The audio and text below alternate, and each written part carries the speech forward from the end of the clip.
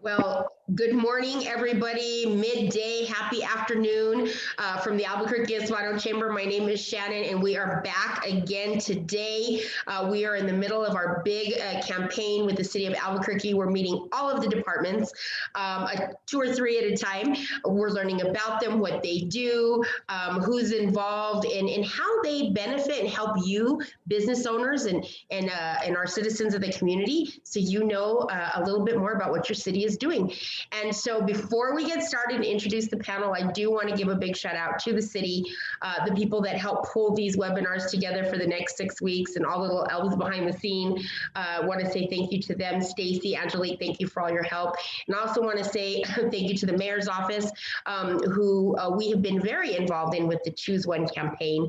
And so we will be talking about that a little bit here at the end, but we also want to invite you guys to visit the website, the Choose One website, and see how you can do your part to help support the citizens, the community, and of course the city of Albuquerque.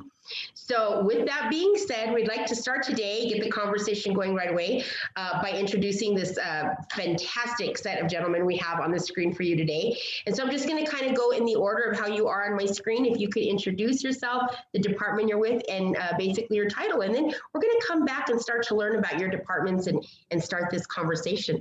So Brennan, you are up first. Shannon, thank you so much. It's great to be here. My name is Brennan Williams. I currently serve as the planning director, or the director of the planning department. There was a third question, and I apologize, I've already forgotten it, but you got it. Okay. I'm a little nervous, but happy to be here.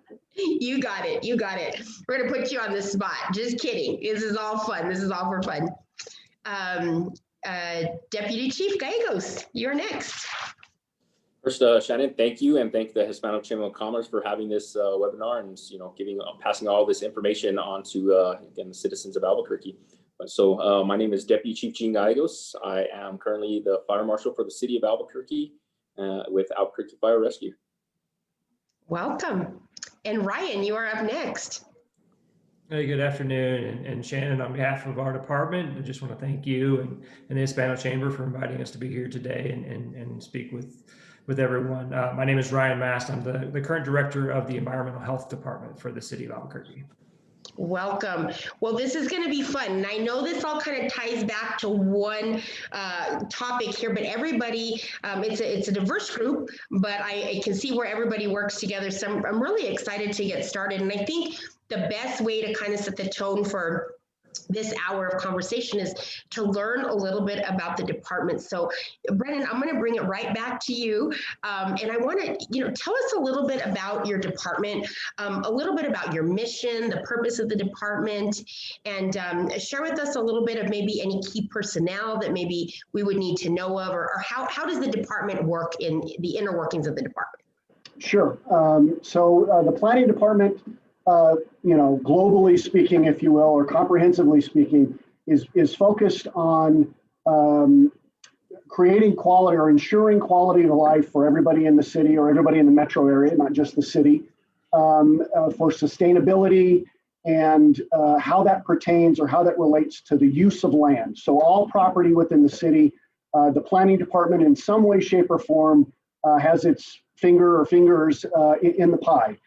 That ranges from things, from business or from an industry standpoint, from things like a business registration are processed and issued through our department, to things like construction permits and inspections that would go along with not only brand new construction, so taking raw land and building on that and making a business, building buildings and structures, to the inspections that go along with that, to kind of the other end of the spectrum, which would be code enforcement type matters. So we also make sure we've got personnel that make sure that existing city standards and ordinances, property maintenance type issues to keep the city looking and operating correctly are adhered to. We're a department of about 160 different individuals. I have 2 deputy directors that work for me, and each one of those deputy directors are responsible for certain aspects of the functions of the department. but if you will, the buck stops with me as it relates to those matters. And so it's a job that I love. We're very diverse, like working with Deputy Chief Gallegos and Director Mast. We're all kind of involved in this review and permitting and inspection process. So that's kind of in a nutshell what we do, but certainly I'm happy to dig a little deeper if there are specific questions about the department. Well, I've been taking notes and I'm going to have a lot of questions. You talked about a lot of things that I'm not 100% sure that the public is aware that the planning department does all of this. It's so much stuff. And so I definitely want to come back to break some of that down, because even just the basics of, from a small business standpoint, business registration, does everybody have their business registered? It's one of those small little things. So we're going to come back and break down some of those. But I want to move it over to Deputy Chief Gallegos, kind of the same question. What is the mission of the department, and who are some of the key people inside your department, and tell us a little bit about that.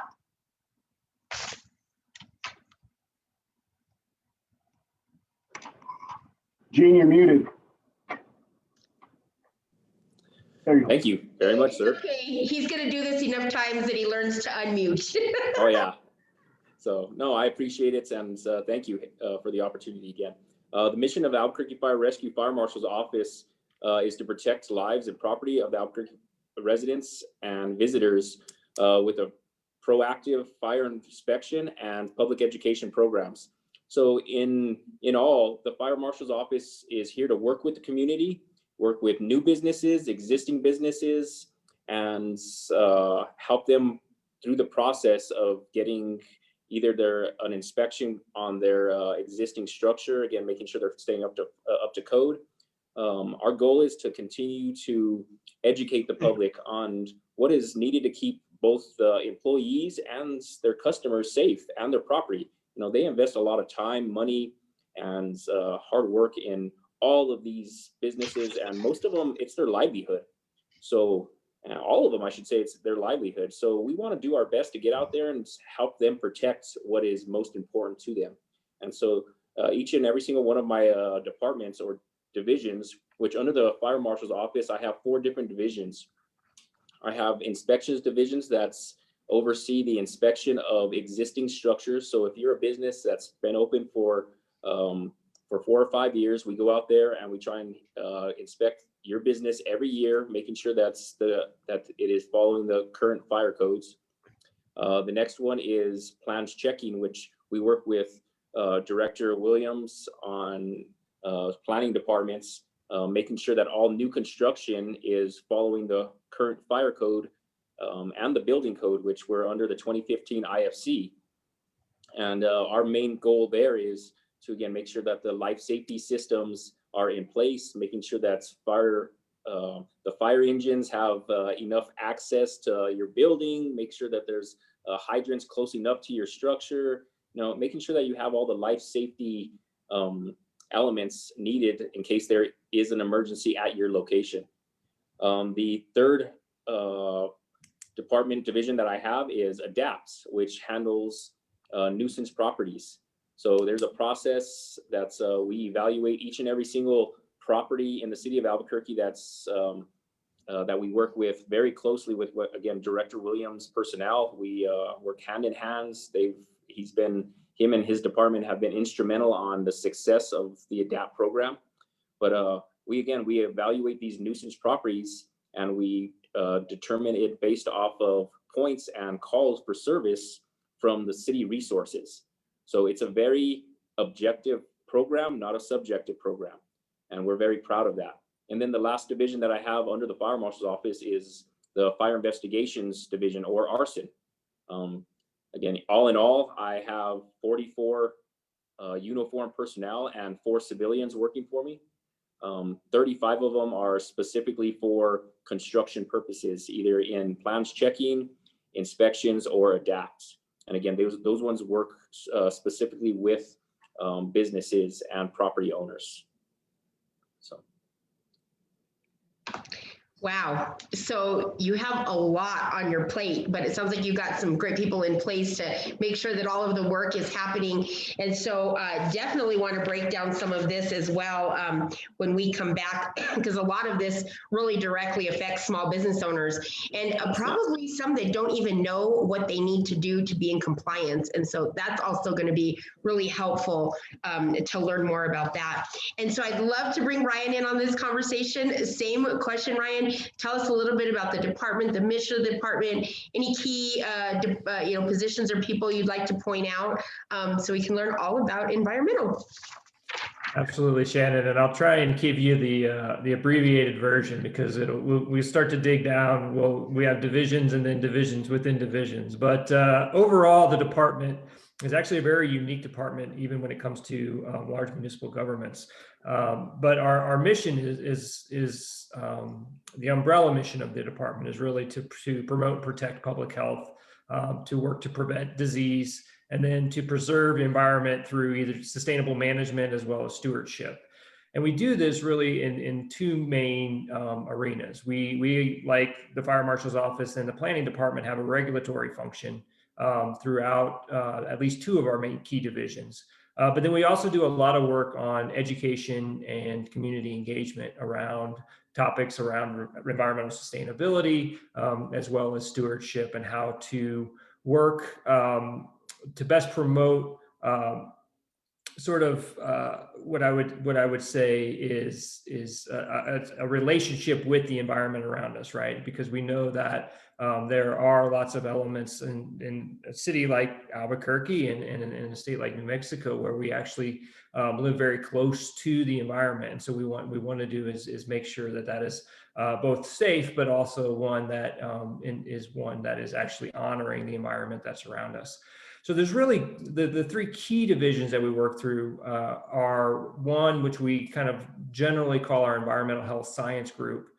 That includes our consumer health protection division, which is most people most commonly know it as the food inspections and the restaurant inspection program. So that's really important.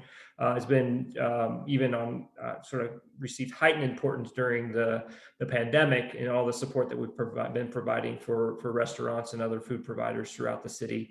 So that's one key division. Within that division, we also have our urban biology group, which works to educate folks about how to live with wildlife in an urban setting. That division also includes our mosquito control program, which is pretty significant for public health, and particularly as we enter into monsoon season, they get very active. And then the other group that is included in there is our environmental health scientists that do a lot of work for remediation at the landfills and also provide support through other city agencies and other groups around groundwater contamination, et cetera. They're sort of a liaison for the city with NMED on some of the work that they do, but then they also work on a lot of the environmental remediation work that goes throughout the city. Most importantly, right now, one of the biggest projects is they're helping to oversee the contracts associated with the remediation out at the rail yards. So that group works really closely together on works there. Our other key division is our air quality program, which does local air quality regulation as it pertains to the New Mexico Air Quality Control Act and as such the umbrella law that's associated with that, which is the Clean Air Act. It's actually very unique in the regulatory environment to have a local program such as this. We're actually the only local program, air quality regulation program, in the entire EPA Region 6, which is a 5-state region, and one of only a couple dozen in the entire nation. And so that allows us to really hone in on the specific characteristics and needs of the city, but it also provides that resource to businesses, like somebody that you can actually go to the office and speak to somebody about the regulatory environment, talk through the permitting process that's required for certain activities, as well as any of the other associated programs that we have going on through there. One of the, outside of just regular broad air quality regulation, is included in there is, I would point out, is the Vehicle Pollution Maintenance Division, which is the group that oversees the the air emissions for all vehicles that are registered in Bernalillo County. Those two divisions, I would point out too, that there are two distinct groups, both the air quality program as well as the urban biology that are actually countywide. So we have joint powers agreement with Bernalillo County. So those are actually city-county programs, and that's pretty unique for departments within the city, where we actually have extra jurisdictional powers as it pertains to the work that we do. The third division, which is the most nascent one, which came in and started being developed under Mayor Keller, and we continue to build out, is our sustainability division within the program. So we have our sustainability office that leads the efforts, not only interdepartmentally at the city, but also in partnership with folks throughout the community, whether that be small businesses, university. They work closely with Sandia National Labs on some of the work that they do. And so they're really the driving force behind the sustainability efforts that are led by the city of Albuquerque. And uniquely on that, I would say that we're about to launch this month, in fact, our updated climate action plan that we've been working through. That's been a community-wide effort for the last several months. And that includes a lot of actions that are that would touch on small businesses throughout the community, as well as neighborhoods and other partners. And so we're really excited about that division and all of what its potential could be for the city, and look to continue to grow that division. Each of those divisions has a head. So I have two deputy directors. Many people may know Dr. Mark Demena from our environmental health side, as he's been providing some great guidance throughout the pandemic as it relates to practices that the public should be undertaking to help keep themselves safe. Also in that division, I would point out we have a great epidemiologist, Caitlin Greenberg, who has been providing support, on the ground support here locally for anything coming out of the Department of Health or the CDC, really helping to localize that information. And we provide that guidance to businesses as they can help to keep both their employees safe as well as their customers.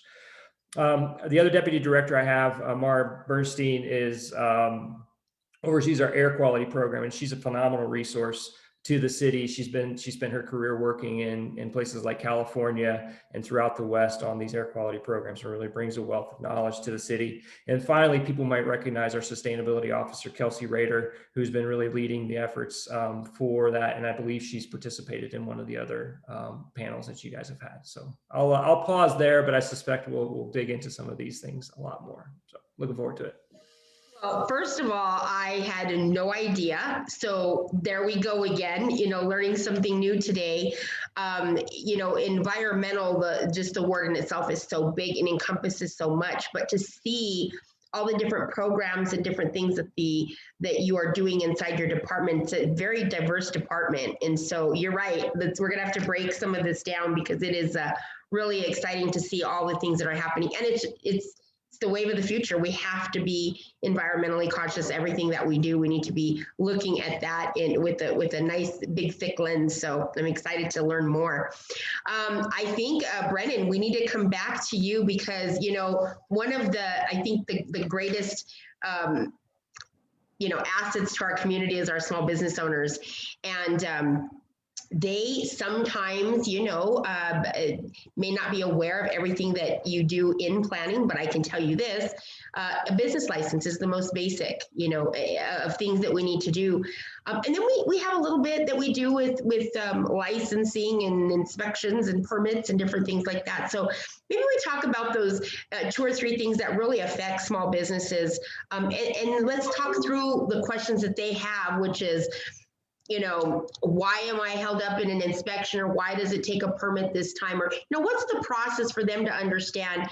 Because, everybody always says, oh, it's too hard, or I don't have the time, but really it takes just a few minutes to go down and get a business license, or to get your questions answered for a permit or inspection. I know I've done it. So I know it's not that hard. So let's work through some of that.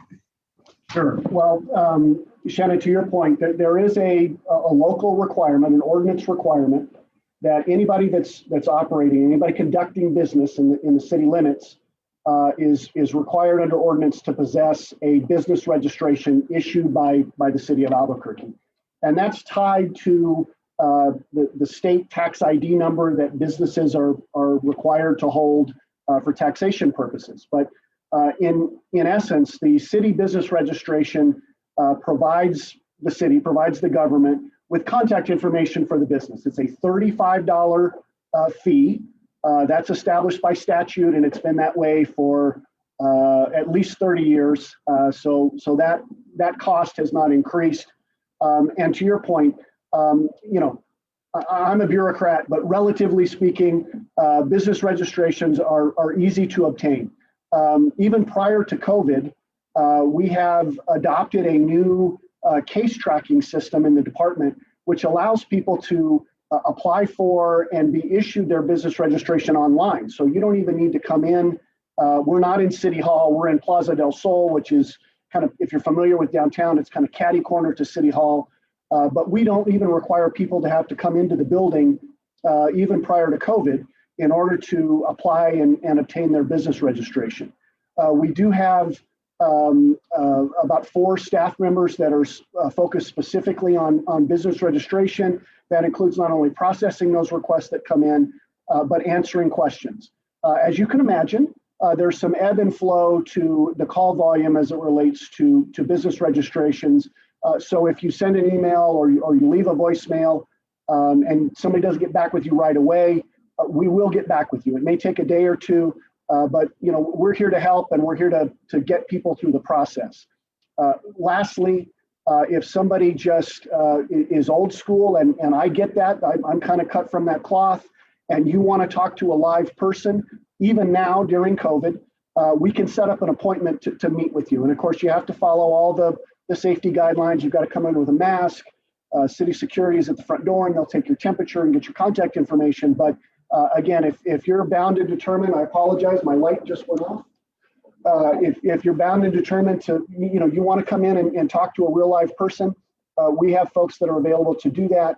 The best way to go about registering that, I'll give you my contact information, would be to contact me directly, or City 311. We'll take the call and we'll route, they'll route it and get it to us, and we'll get back with the customer again if they want to set up an in-person appointment. So, knowing that they can do this online really is, okay, no excuses. If you're a small business out there, you need you don't need very much. It's just a small form, takes just a few minutes to fill out. And that way you can get your city license. And it's just, like you said, it's something you have to do if you own a business, but they've made it pretty easy now that you can be online.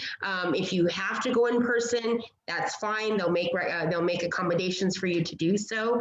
But it is an easy process. And you go into the pyramid building. That's what I like to call it, the little pyramid building that's kind of catty to Civic Plaza there, to do that work. And so I think that's important.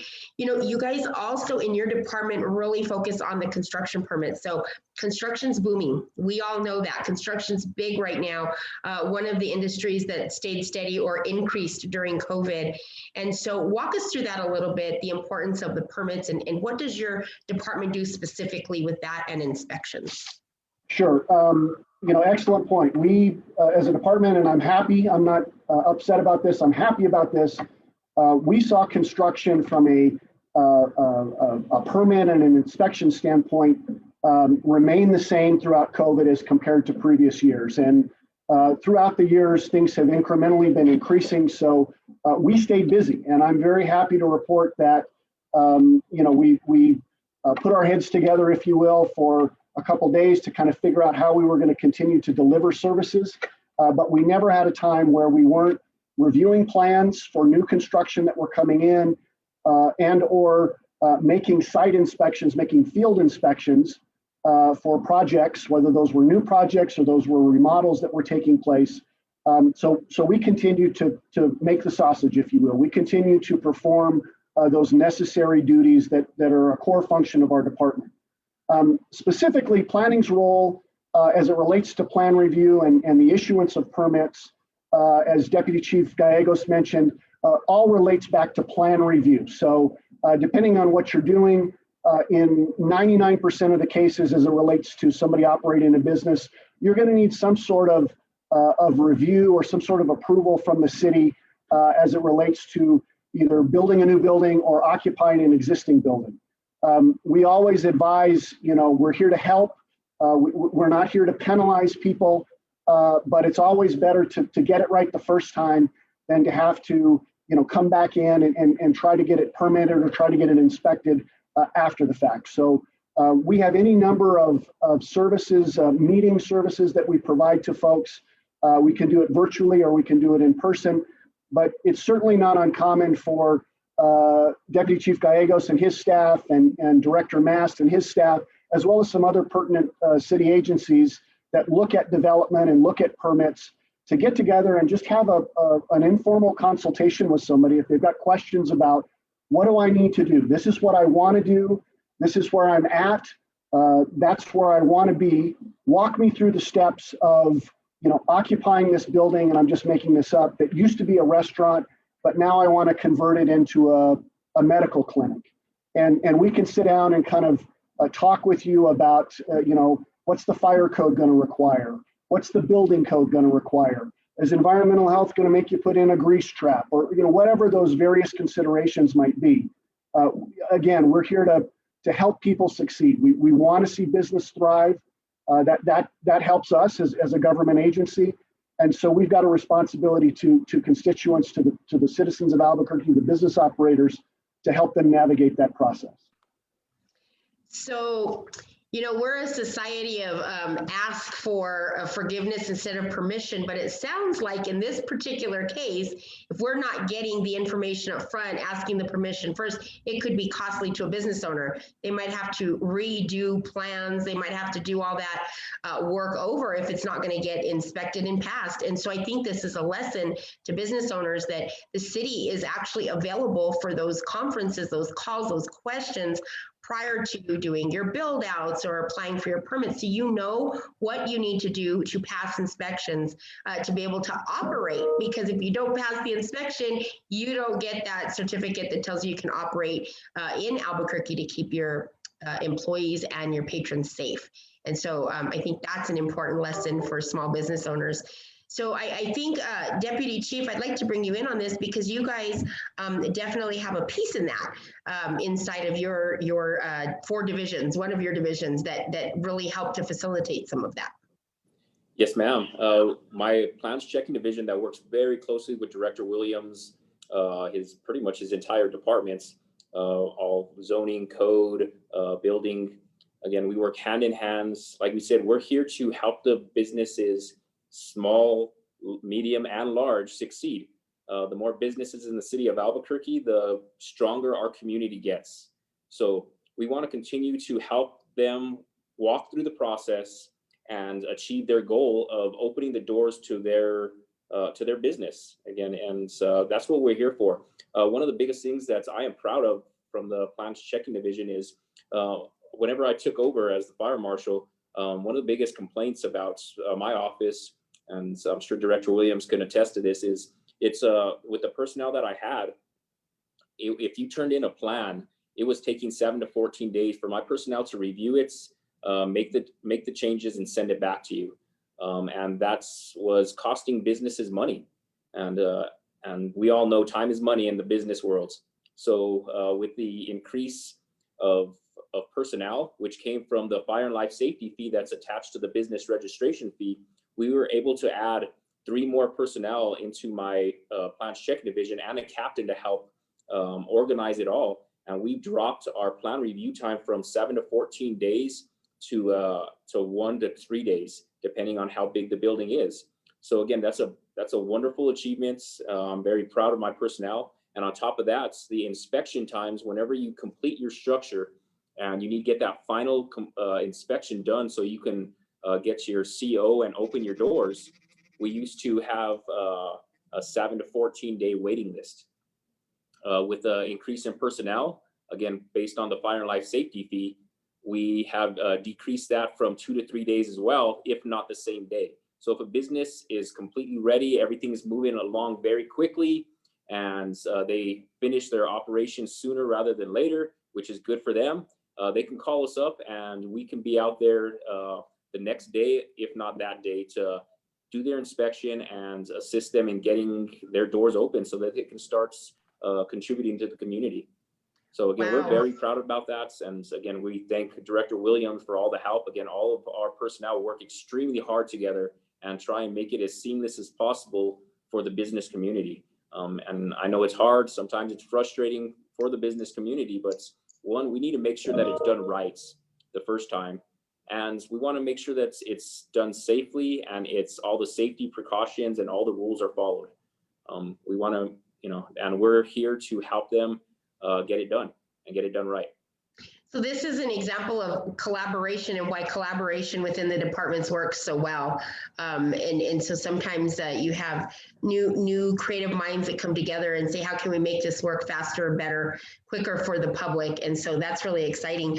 I want to take just a second, only because I've personally been asked this question many times. Here at the Hispano Chamber, we have well over 1,000 members. Some of them are new. Some of them are not even members yet because they're just starting to open businesses. And then we have the new businesses. And then of course our seasoned, our veterans and our corporate businesses. But I've been asked many times, how does a CO work? Well, how do you obtain a certificate of occupancy? What's the formula?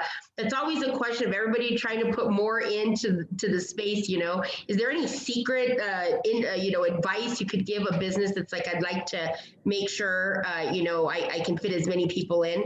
I'm sure it has to do with square footage and all that fun stuff, but any information you could share would be great.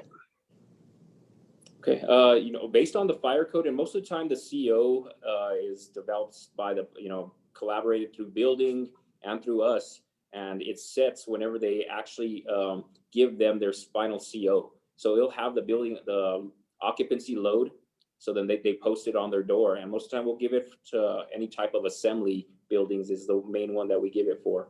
But we can always go, it's based off of, again, square footage. What type of structure is it? Is it a tire shop, or is it a church, or is it a Walmart? All of them are different. And then is it sprinklerized? Does it have a sprinkler system? Does it have an alarm system? How many exits does it have? There's so many components to determine the occupancy load. That's every situation is dynamic, and we have to look at each of them to determine that's occupancy load. So and my office and Director Williams' office is always here to help out to determine that load and give them official documents saying, here's your occupancy load.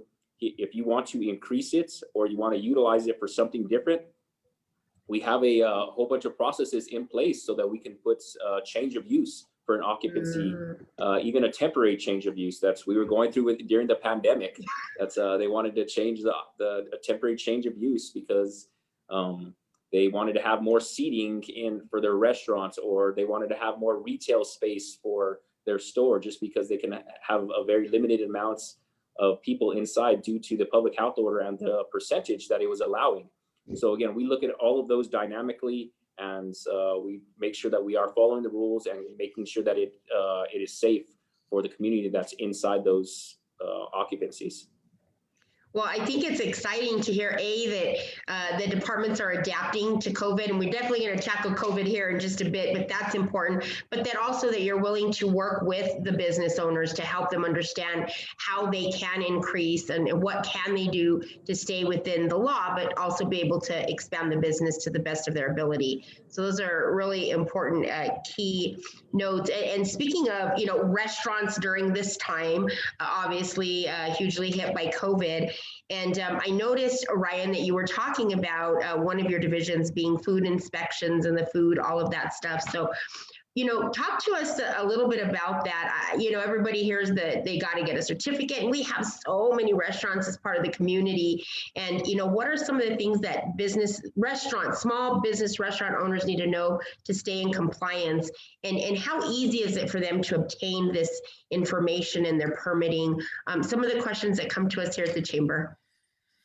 Yeah, it's a great question, and I'll be a seasoned bureaucrat here and say it depends on what you need. But I say that in all kindness and fairness, because it does depend. But the reality is we have a lot of like Deputy Chief Gallegos and Director Williams mentioned. Most of our information, if not all of it, is all up online. But any questions you might have, just reach out to us, and we have folks that are available to talk anyone through the process. And the it depends part of that really does come down to the specifics of what is it that you're trying to do, because the type of permit that you may be required to get depends upon what do you have a fixed location, or are you trying to do a food truck? Are you trying to sell at a grower's market? What's the actual product that you're trying to sell? And our folks are very experienced and very excited to help anyone out understand what these processes are. Another sort of caveat to this is some of the things that people want to do may require permits that aren't just necessarily housed at the city, but may be required to reach out to the FDA. And there's going to be requirements about labeling some of your products depending upon what you're doing. And our folks can help guide anyone through that. Even if we're not the lead agency on it, we can help guide anyone through what's going to be required for that. And so what I would suggest is folks to just kind of start with what is the basics that you're going to try and do, and figure out if that information is readily available. Like the planning department, most of our permit applications and everything can be done remotely or electronically now, but we do have folks available for appointment if you need. City Hall remains sort of by appointment only, but our folks can be available to answer any questions. And just like my colleagues here, we have folks available that do specific plan review that can talk anybody through what the actual requirements are going to be for that. I would say that one interesting element of this is, especially for restaurants that have a particularly popular product, or say they have their grandma's secret salsa recipe that's just going so well, they want to start to bottle it up and sell that. You can do that. It requires a little bit extra work, and there's a process for that, but we really encourage anybody that wants to do that to reach out and talk to us through what they're trying to do. We'll get them all set up on what they need to know, how they need to properly label that, register it, et cetera. And that's a really good thing, not only for the business owner, but to the rest of us who want to enjoy that product at home as well. So definitely reach out for that as they continue to try and grow. Packing and canning lines and all kinds of great stuff. Creative people creative business owners during COVID that really, like you said, you even changed their space, their usage of their space, trying to capitalize the best they could. So I definitely think necessity is the mother of all invention, and we were we all had necessities during the past year. And speaking of the past year, it has been, a huge impact, not just, in our community, obviously worldwide, but in our community, because we're focused on our great Duke City right now. I'd like to kick it back to Brennan to kind of ask him, what were some of the immediate actions that your department had to take, when we found out this was going to last for more than a week or two, and how was that adjustment? And I know we all had to go virtual, so I'm sure that's a big one, but what were some of the ways that you guys have, adjusted, but also what were, a couple of the things that you learned that you're going to continue to use moving forward? Excellent question, Shannon.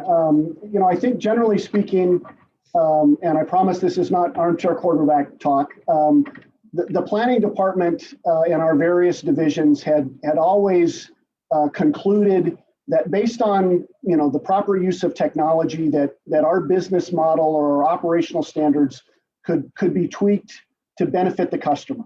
And so using technology, we had it, we just hadn't fully implemented it yet. But using technology from an inspection standpoint, our folks in the field, at construction sites, if you will, are 100% mobile. There is no longer a need, like there used to be years ago, for people to come into the building in the morning and get their list of inspections or their assignments for the day, and then go out into the field and do that stuff, and then maybe come back to the office and turn in the paperwork or update the computer system, that sort of thing. Based on technology, we're able to be 100% mobile. So that, as Deputy Chief Gallegos mentioned, time is money, and that helps to expedite or to speed up the process. Related to that, the case tracking and permitting system that we're using allows for real-time inspection. So if you've got a contractor that gets a foundation inspection at 8:05 in the morning, that inspector at the job site updates the system, and then that contractor is able to call for the next inspection or schedule the next inspection without having to wait on the inspector or the employee to update the system or to tell point A that point B has gotten all that they need and things are ready to move through the process. We're also using through this same system, all three of us here are using an electronic plan review system. The old way of doing things would be that when you brought your project in, big or small, it would start at square number one and it wouldn't advance to square number two until square number one was completed. And there may be questions, there may be additional information that's needed. And so it just unnecessarily delayed the process. The system that we use now allows us, whether it's submitted electronically or we still have folks that submit stuff via paper, but once it gets into the system, all the reviewing city agencies that are going to have a review or a take on that particular proposal, as soon as it comes in, they get an email that says, hey, this project is in your work queue. And for example, Ryan's plan reviewer can go in and do their portion of the review without having to be held up by somebody in my shop that has yet to get to that particular project. So again, it's shaving hours, days off of projects, which helps considerably. And it's important to remember that that is very important to us. We have a manager here whose sole responsibility is to make sure that permits don't get lost in the shuffle, they don't fall through the cracks. And so our staff is being reminded continuously, this project came in 3 days ago, what's the reason that it's not been done yet? This goes to the top of the priority list, this needs to be taken care of so that we can get back to the customer as to what's going on. And then secondly, or lastly, the three of us here, along with other city agencies, when COVID hit, we knew that we couldn't simply just shut down the way we were doing business, and we had to accommodate and be flexible in our approach for restaurants and retail specifically. And so we all worked with City Council on some resolutions that they came up with to provide some flexibility to businesses so that they would obviously not be able to continue to operate as it had been prior to COVID, but we did what we could to make those allowances to allow them to operate while still keeping people safe and making sure that nobody was in jeopardy if they're operating their business during the pandemic. So it sounds like you guys were able to create some real-time solutions to happen immediately, to be able to not just stay connected as a trio of departments, but then also to allow other departments that maybe have a moment in time to move forward on a project when you might be backed up and have to come back to that, so it's not held up in one place. That's huge for small business owners, especially when waiting on like permits and things like that. That's a really I'm glad to hear that. That's a neat thing that I'm not sure everybody's aware of. And sometimes they're asking what are the holdups. Well, it sounds like you've taken some initiatives to change some of those items, and that's really exciting to know that things are moving so much faster. Same question for you, Deputy Chief Gallegos. Obviously, I can think of the most immediate things, but what were some of the changes that happened immediate for AFR during the beginning of COVID, and what have you learned, and what will you continue to sustain moving forward? Shannon, thank you. Great question. And I'm on the same page with Director Williams. We use technology. We, about a year and a half ago, right before the pandemic hit, we started implementing a new program for our inspections. On top of the plan review that we work with Director Williams on plan reviews, there's another one for our inspections where it's real time. We're able to go out and inspect every sites, and our personnel do not have to come back into the office to upload or to hand a document with their signature to the next person saying you can move on with this project. We're able to do everything real time on our iPads, on our personnel's iPads, both for new construction and for the inspections that were out there in the fields for existing structures. So and we were able to build other programs and utilize other programs whenever the pandemic hit, because as soon as the first public health order went into effect, as all three of us know, it was about occupancy loads and determining how many people can be inside a structure. So we were able to utilize ArcGIS system and start tracking all of the businesses and their occupancy loads across the city of Albuquerque. And people were calling us up, both myself, Director Williams, and giving them that occupancy load and giving them direction on, what retail space could be used, because the public health order was written very vaguely vaguely and specifically on retail space. So a lot of businesses were saying, well, my building is 10,000 square feet. And we were like, well, but the retail space is actually only about 4,000 square feet. So, you need to realize that you can't have, 400 people in there. You can only have 100 people, so it took a lot, even working with the fire chief, of getting a documents that gave them their 100% capacity, and then predicting for the future that the occupancy load was going to change, so we gave them, initially it started off at 20%, and then we went to, so we added 25, 50, 75, and 100. So hopefully, and we got a lot of compliments on that. Businesses were very helpful, or very grateful that we were out there helping out. And we were Johnny on the spot. As soon as they called, we were able to get out there, working with building, and give them their occupancy load so that they can keep their doors open and still remain safe and following the public health order. Wow. So again, just a lot of great things that are happening within AFR, and how quickly you were able to adapt.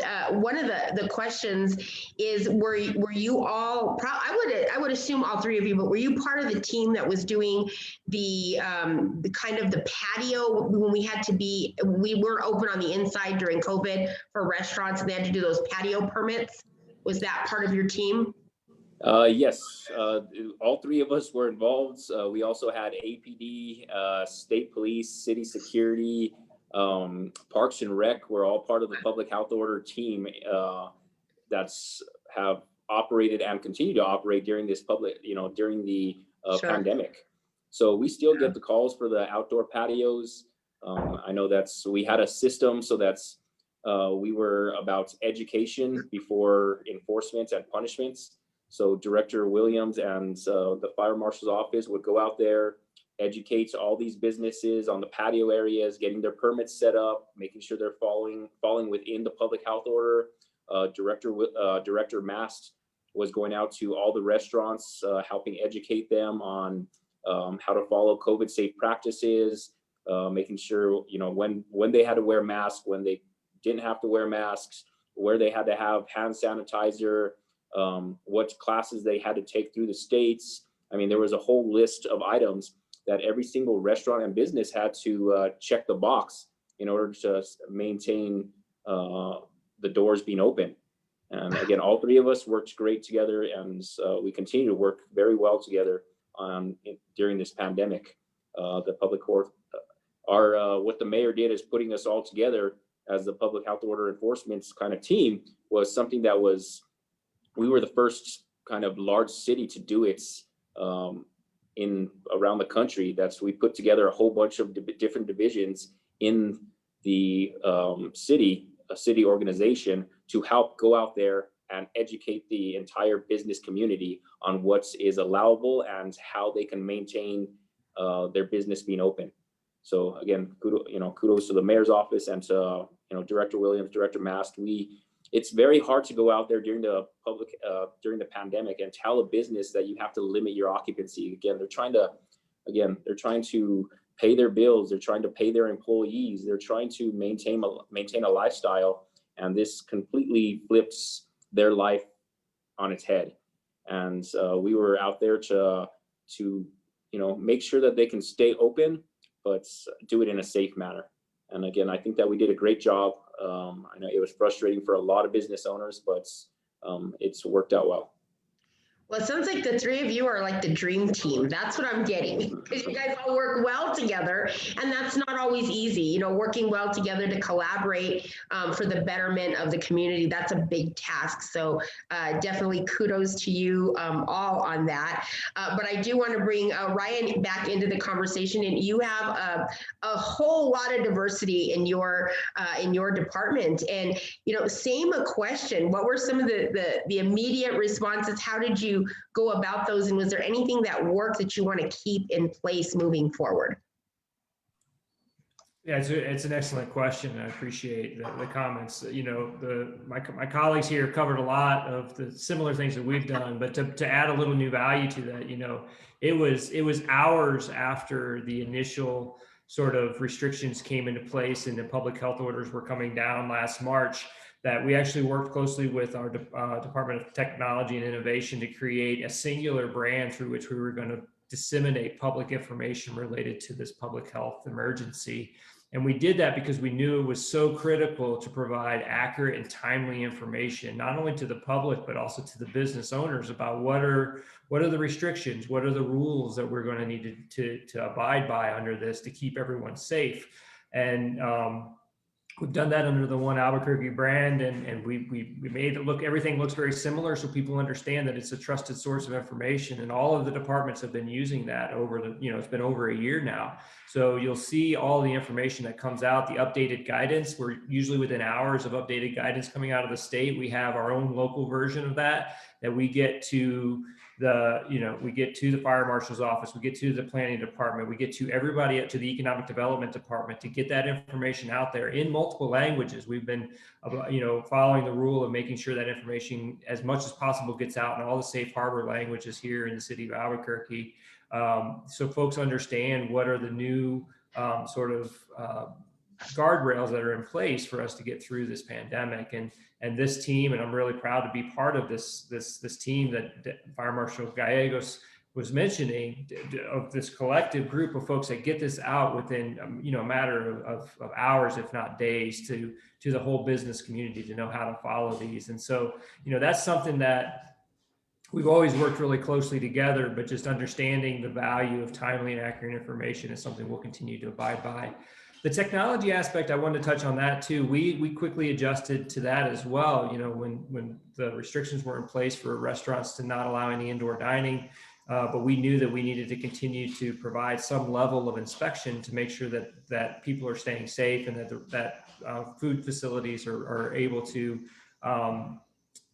follow all the new guidance. We actually implemented a virtual inspection system, and we were following that initially. And so, you know, that's something that was a really great tool where we had our folks, we could have additional folks working and actually visit multiple facilities much faster because they didn't have to go through travel time, et cetera, but then work through the same sort of checklist of things that they're looking for to do, you know, the compliance check that they would need to do. And so that's a tool that, you know, we're now back to in-person inspections, but that we continue to utilize as needed, you know, just to kind of help scale up. It's not for everything, but it can be used for certain types of inspections. And so it worked really well for us with food facilities and also pools, because we do inspections of over 700 pools throughout the city as well. And so being able to do that allowed us to very timely get through the required inspections that business owners required.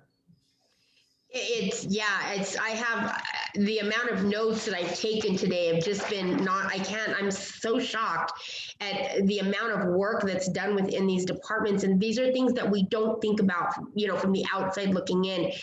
We're not understanding the purpose of air quality. Those are the things we take for granted. You know, we walk out, we go, oh, you know, we're in New Mexico, great air, we're in Albuquerque, but what it takes to keep that going in the different departments, you know, we didn't get to talk about one of the things that I definitely wanted to touch on was, you know, nuisance properties. And there's just so many things that this team is doing, and it's absolutely incredible. But we are about to round out our hour. I told you, gentlemen, that it was going to go super fast, and we weren't even going to barely touch the tip of the iceberg. But it has been so informative. And I think that before we leave today, we really need to just let the public know a closing word from you about your department and how we can reach out to you. And then Angelique is going to make sure that gets put into the chat so that people can reach out to you via email or your websites, whatever's the best for you, so that we can continue, or they can continue reaching out and continue the conversation. So Brennan, we'll start with you. Sure, thank you. Angelique will provide my direct contact information. Of course, you know, probably the easiest way I would think that folks could contact us would be through 311, and you can do that either by directly calling them. There's an app, or the city website also allows you to register a complaint or request, contact information or a callback or whatever it might be. So that would probably be the easiest way for folks to get in touch with us. And again, the process is such that if it's not something I'm intimately familiar with, we've got any number of staff here that have been trained to help people. I mean, that is our goal here, is to help the business industry succeed. And so, from a cultural standpoint, we've really worked on that as part of the department, and we want to live up to that. We don't want that to be a cliche. And so, again, contacting either me directly or through 311 would be the best way. Well, we're going to have to bring 311 on. I don't even know if they're on the roster for this 6 weeks, because all the departments really depend on 311. And so I bet you those operators have to be quite smart to learn all this information. So, but I appreciate that so much. Deputy Chief Gallegos, same question. Yes, thank you, Shannon. And so I'm going to piggyback off of what Director William was saying. We're here to help the community, help small businesses, medium businesses, large businesses succeed on improving their business, whatever the case may be. So please reach out to our inspectors, our offices. I have for existing structures, it's my inspections division, which is 764-6300. And for my plans checking division that works with new construction, it's 924-3611. And both of them, you can just, for email, AFRFMO@cabq.gov.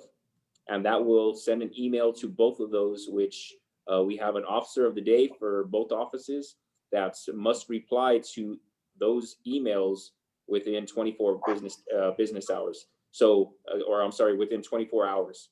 So again, they'll get a response back, whatever that may be, whether they need a call back and they just need a consultation. Again, we're here to help walk them through the process and help them succeed. I'm stealing that, just so you know.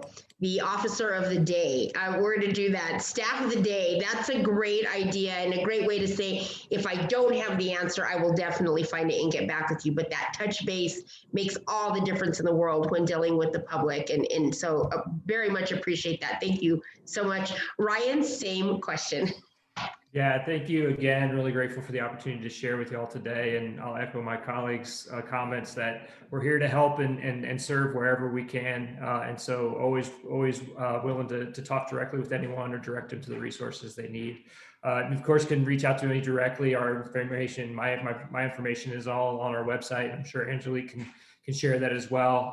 Of course, 311 is always a good service. If you're not sure where to go, just call them. They've got scripts and can help direct folks to it.